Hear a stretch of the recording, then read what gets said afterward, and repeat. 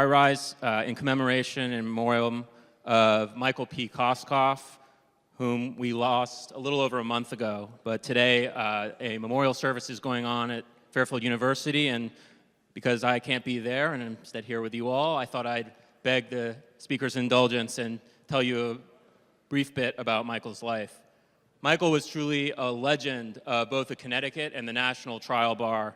He burst onto the scene in 1970 during the famous trial of multiple members of the Black Panthers in New Haven. He defended Lonnie McLucas, and he so impressed during that trial the Bridgeport Guardians with the fierceness and skill of his advocacy that the Guardians, who are the Black police officers union in Bridgeport, that they hired him and brought him on to fight for them to achieve full integration and hiring and promotion in the Bridgeport Police Department.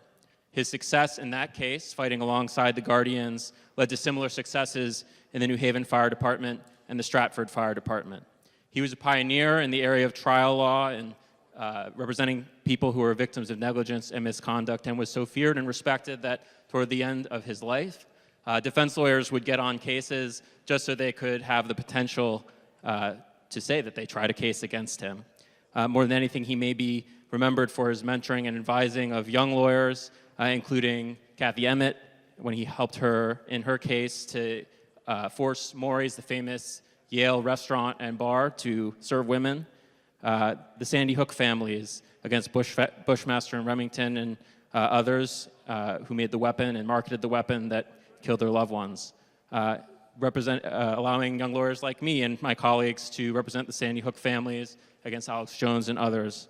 And towards the end of his life, championing a case against Harvard University, ironically, my alma mater, asking the question, who should own the photos of slaves, and more generally, who owns the fruits of slavery?